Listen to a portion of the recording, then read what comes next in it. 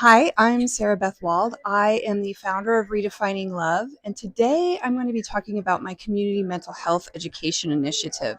I want to know how I can spread the word to get participants in and also some creative funding sources. So I'm excited to hear what everybody has to say. Take it away. All right, so I always have to have my paper cheat sheet. It just makes it's like a security blanket. I pretty much know what I want to say anyway, but I like to have it. All right. So, yes, I am the founder of Redefining Love, and I have been doing this since 2018. It started out as a blog. My background is in social work and journalism, which is an interesting combination. And I started a blog because I was really sick for an extended time, and I was bored and I missed writing. So I started, and it kind of caught on, and eventually it became a book and a TEDx talk, and here I am now. So I started out coaching it, teaching some workshops. Heather and I have actually done some workshops together in the past. And so this is fun. This feels full circle. I love this. I didn't know we were speaking together until a few days ago. So anyways, yeah. So that's the background. And right now I finally have some data. So in September of last year, I took the leap to do Redefining Love full time. And I started doing weekly mental health education workshops around Billings. And it's been, I knew it was good, but I'm kind of shocked by the data. So this whole time I've been collecting data, and I finally have some things to share. That's a little bit more about me. We'll skip that one. Okay, so just a little background, a little more specifics on my workshops. They're 90 minutes, and they're public community education. So the way that I fund it, actually, I'll get to that in a little bit, but and I need help on that, by the way. So some of my topics are emotional boundaries, accountability, conflict resolution, grief, belonging, forgiveness, relational health, child safety. I choose a different topic every month. So there's four sessions every month. You don't have to go to all of them, just different times and places so that they're accessible to everyone. So 90 minutes. I'm really excited for what I have coming up this next second half of the year. All of these topics were chosen by the Redefining Love community. So writing is my first love. So what I do is I listen to what people are saying and I respond to them. I did that with my blog. I had an online group that met monthly for a long time. That started during COVID and it continued on well past. I did it for many years, every Friday. And that's kind of what the inspiration for these community workshops were. I really wanted to do them in person. So I started doing that. So this next upcoming one, I did make a couple changes already. I learned so much in those 8 months. Weekly and this was a brand new change. So even since I sent this bio that you just read, the weekly, what is happening is I was getting just a few people and it was really spread out. So I've cut it down to 2 to 3 workshops a month so that I get more people concentrated, because I just think that part of the benefit of the workshops is how people interact with each other. I learn something new every time and it's really fun. A couple of you in here have been to my workshops and it's kind of the more the merrier.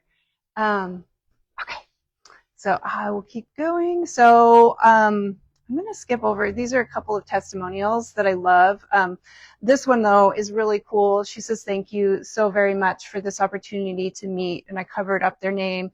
One of the other people, Sara Beth-Wald, and learn how to be stronger. If it wasn't for your sponsorship, I wouldn't have attended. Thank you. So the cool thing is people are like making friends in these groups, and they're exchanging numbers, and it's really cool. So it's not therapy. It's a great complement to therapy, but I chose actively not to become a therapist. I'm really more interested in the larger cultural impact. That's kind of the big goal of Redefining Love. The mission is to heal our culture by healing our trauma one individual at a time. So I'm really interested in that.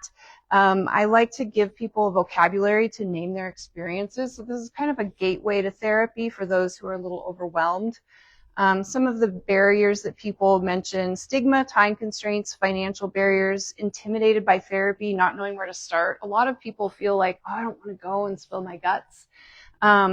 These workshops are just a really safe environment and kind of mental health light, and it gives them a vocabulary to build around. So we had 116 people in my public workshops in the last 8 months. We had 7 prison participants. I also am, time to wrap up. Okay, sorry, I get so excited. I didn't manage my time well. Okay, so 53 surveys returned with a 45% response rate. And then I'm actually just going to leave it here. And you guys can settle on that and ask questions. So this is where I'll wrap up.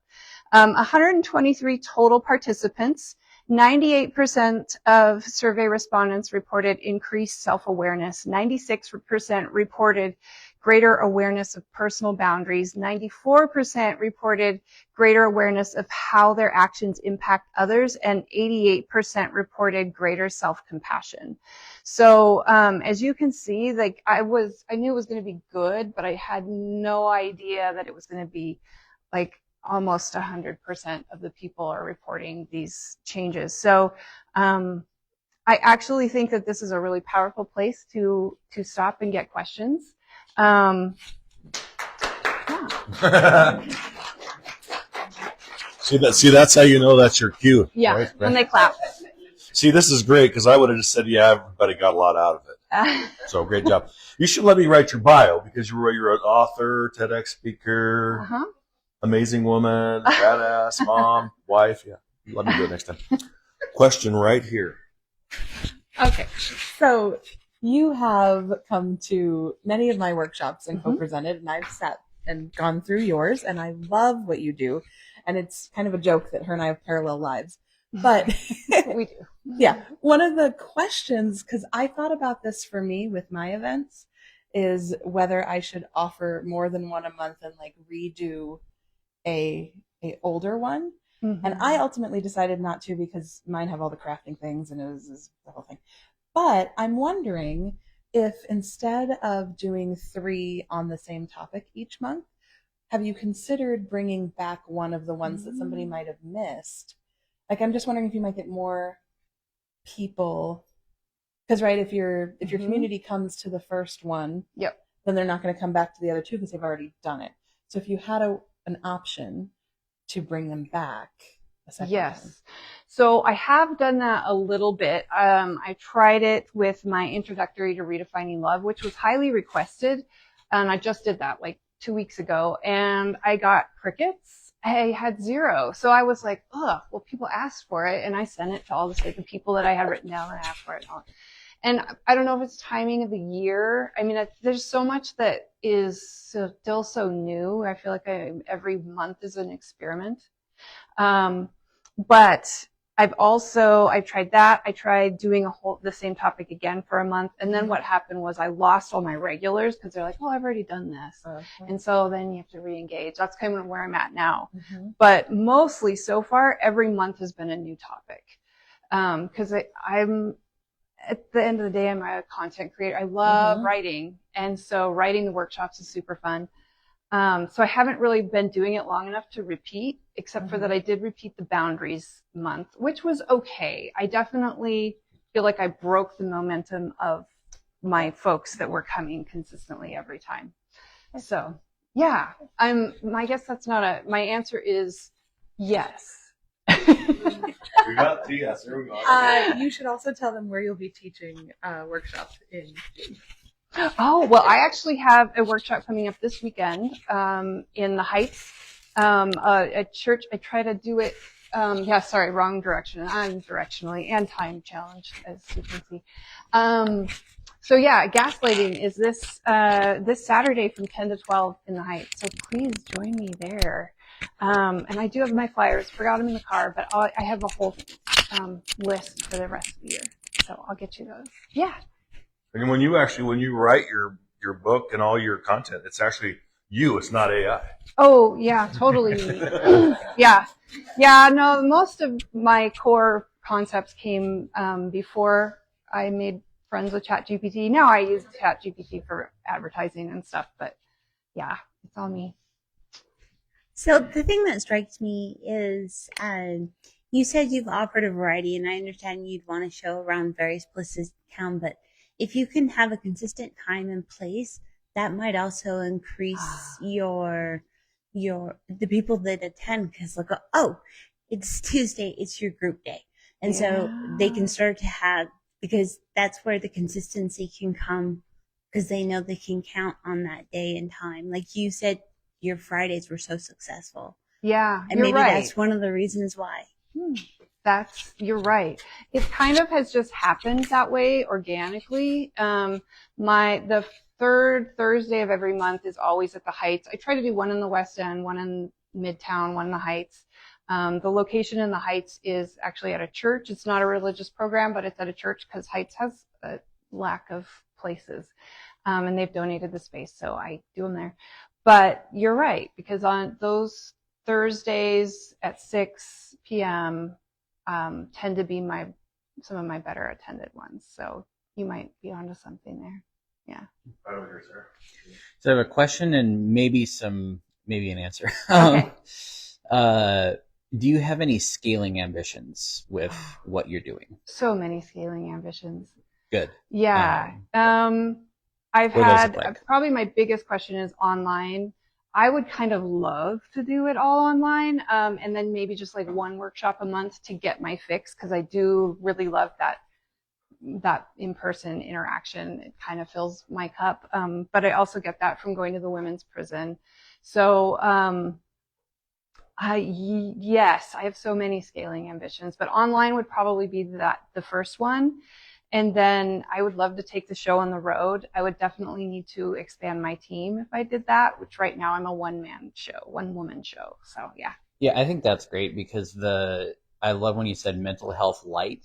I'm always looking for ways to, like, how can I have mental health conversations with people that I know maybe need help, haven't experienced a breakthrough, or it's very stigmatized, specifically in Montana. So I almost thought, like, could you have the exact, I mean, you're already there, so keep going. This is awesome. Oh, thanks. Yeah. Do it. Yeah. And I think it was in there and I didn't get to it, but I do a lot of referrals. So part of my work is I want to create a kind of and there's some of these exist, but right now it's really kind of fuzzy. Like it's not super organized, but a database of providers like Heather, like all of the wonderful therapists in town. Because people come and they're like, okay, I'm ready. And I like to be able to refer them on and have that too. So that's another big idea, which is this database of providers. But yeah, I have to expand my team a little bit. All right, who's next? Oh, you guys make me come back over. Great. Oh, no, you're here. Okay, so you mentioned funding was something that one of your challenges, and I was just kind of wondering besides the funding, what are other challenges that you are facing right now that you'd like help with? My two biggest challenges are like two sides of the same coin. One is the funding. I really wish it could be private pay, like Heather's created a great situation there, and I look towards her a lot for kind of inspiration. But because writing for grants expire, grants take time, all that stuff. The other side of that coin is getting participants to go to the workshops. So it seems like I'll focus a whole bunch on funding and get some money in there, which I do have a fiscal sponsorship through Billings Community Foundation, so they can help me like raise money for a tax deductible. But then when I put the time and energy into that, I don't put enough into getting people there. So then I have the money, but I don't have the people. So it feels a little bit like a catch-22 that I'm stuck in right now. So yeah, totally open to suggestions on that too. Okay. Yeah, I got, I'll probably say a simple question. So what would you tell me to tell someone to refer your business? How would you summarize that? Ooh, that's a great question. I would say that if you encounter someone who seems to be, well, see, I'm so all over the place. What I was going to say is if you encounter someone that's looking to be maybe struggling with their mental health or feeling like, oh, I don't have time for therapy. I'm overwhelmed. I don't want to go to therapy. Therapy's for weenies, whatever you hear all sorts of things. I would say, hey, well, if you just want to have a conversation and learn a little bit more about it, there's these great workshops in town that you can attend. They're low drama. They're fun. We meet people. And just get a feel for what it is to talk about mental health and get some language around that. The other side of that is if it's totally cold, I also want to just kind of get people excited about it, which sounds weird. Like, let's get excited to talk about mental health. But they really are fun. Like the people in here have been to them, like we do have kind of a good time. So yeah, I kind of want to change the energy from mental health being this downer topic to something that generates excitement to get to know yourself, self-awareness. Yeah, that was a long answer though. I wanted to point out too that Sara is a returning speaker. You've presented here before. I have, so there's always opportunities to come back. Once you start, you can always come back. Who's next?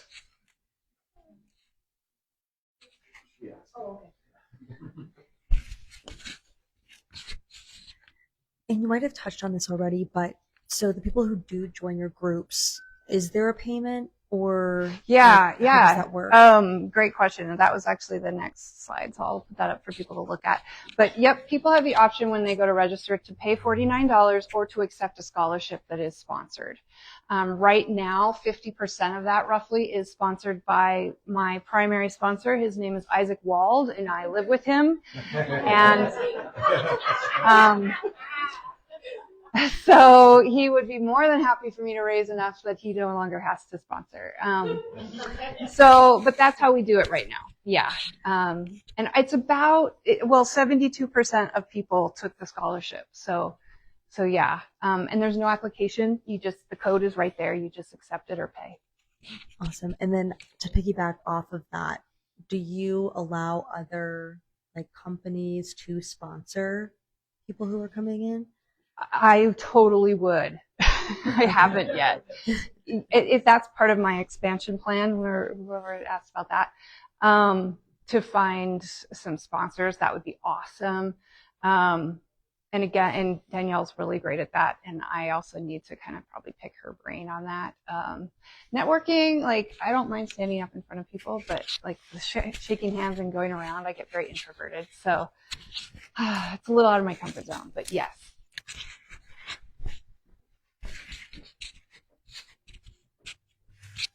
Okay, so again, parallel lives, because I know you and I talked about a nonprofit fiscal sponsor for Resilient Stories, and then I didn't do that route yet, and you did. So I'm wondering, absolutely, we can sit and pick my brain about company sponsorships and those kinds of things. But have you done any kind of a fundraiser specifically?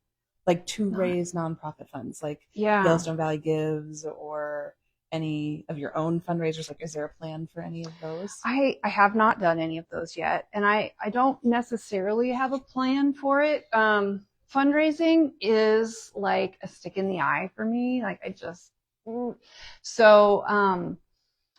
would love to either find a sponsor or follow Heather's model and do just pay. And then charge enough for those who pay to cover the other half. But right now it's 72%, so that's a lot. Yeah, so that I haven't nailed down yet. I don't. Really helpful. Yeah, Yeah. I don't know if this makes you feel any better, but I work a lot with a lot of therapists and counselors, as you know, and the majority of them outsource the billing because it is icky to them. It is like a poke in the eye, and they want to focus on their passion for people. So, and they're introverts typically too, and so I think that is, you're okay. I mean, I think that's natural, right? You're human. But I think, like everybody is saying, that you can leverage what you have and the connections you have, because everybody, I've never met anybody that doesn't adore you. I mean, you just have that likable personality. You can pay me $20 later. Totally kidding. We could have a fundraiser called helpisaacout.com. I don't know. No, but it's you are just a doll. Anyway, who's next? John. Actually, I might do that. I just kind of have a clarifying question. So that's $49 per workshop? Yep. That you pay? Okay. Yeah. And then my other question is like, how are you like presenting the option for like the scholarship? Because if it's too easy, people will take the scholarship even if they don't need it. Yeah. If that makes sense. Totally. Like, yes. I'm with, if 56% are not paying, I'm sure there's people in there who could have or maybe should have. That sounds judgmental, but I mean, like, it really should be like a needs-based thing. I don't know. I don't know exactly what that looks like, but there should be, you know, maybe it's like, come talk to me if you need a scholarship, and maybe you'll say yes every time, but it's just like something, some sort of barrier so that more people are doing the payment. Mm-hmm. Yeah. Oh, the very first month I did it that way. And I had one scholarship, but, then the next month I tried it and I had a full house of scholarships. Well, I had a few paid and a full house of scholarships. And so the social worker in me is like, people need this. Yeah. So I very much bumped up against we can't charge people for this because they need it. And so the answer again is squishy. It's like, yes, you are correct. And also, yeah. Two comments. One is, I'm wondering if there is because it's a little lighter, because it's a different kind of experience. I'm wondering if you could go back to some of the participants that have been there and ask them where they work at and if there are people on their team that would benefit from, and then you could approach, maybe their boss, or they're about doing not necessarily team building, but just like, creating an opportunity for the folks inside of that organization to be able to all get the same information on how to be more aware about this or that, or, I don't know. I think there's some angle there that could potentially, work. And then, the other question was going to be kind of, instead of going back to your participants, or in addition to going back to your participants, is to look at, we have a lot of small businesses here who can't always afford to send, their team members to and don't always want to send them to a generic, whatever. And so I'm wondering if I feel like, at $49, if that's your, typical cost, I think that's something that a team of 3 or 4 or 5 or 6 people could bite off, knowing what they're getting as a result of, attending. And so maybe you're packaging, 5 seats for the blah, blah, blah, some kind of, but as a way for businesses to support, especially small businesses who don't offer or can't afford to offer healthcare. This might be a really great way for them to be able to position, like, we really do love you and want to support you. This is kind of a fun and unique way for us to be able to do that. Yeah, I have toyed with the workplace stuff, even partnered for a long time with somebody for that. And then, I don't know, I just fell in love with it. But the package thing, and I have not done that. And I love that idea. Really love that idea. Good segue to thank Therese for taking notes for both you and Heather. So you don't have to worry about remembering everything. She's got it all written down. Yes, thank you. I Who's love next? that about this group. Pay attention, Mike. Ignoring me. One of the options I was thinking is, could you put an option for, hey, I want to pay $49, but if I paid $59, that extra $10 goes into the scholarship fund for somebody else. Oh. So you're playing on everybody's want to help other people, but it's a smaller buy-in. That's a good idea. Well, they're so smart. Yes, I love this group. So that was brilliant. because I hadn't considered this thought that I just had until she said that. But I totally understand your, like, everybody needs it, so I should just give it away, right? Like, I get that. And yeah, she's got an option for people to pay an additional $10 more. I just thought, what if instead of $49 or free and completely scholarship, you offered a like pay what you can portion, so that those people who, if you added a little bit of a barrier to, right, that you could still give them the full scholarship if they needed, but if there was an option where somebody could have a half scholarship, like, then you would still get a little funding, per person, and not rely entirely on the scholarship fund. A little skin in the game. Great right? idea. Time for one more. Mo. Talk about parallel lives. I think, if I'm not mistaken, you and Danielle still or have in the past taught at MSUE or currently. So I'm curious to see, could there be an angle to be explored where either this program could be embedded into the sort of auxiliary lifestyle of students on campus, and or could it be an academic offering? I mean, at 4 times a month, 4 months of the year, that's an equivalent of a 1 credit elective course that or it could be even tied to a program of one of the faculties or one of the curriculums related to the topic. Yeah, that's a fantastic idea. I have thought about going to the psychology department and asking for an intern, which is on my list of things to do, but I had not thought of that. So thank you. That's good stuff, huh? Very good stuff. Wow. Yeah. So what is your ask of the 1 million cups? Your burning desire question? Yeah. Well, it's in here somewhere.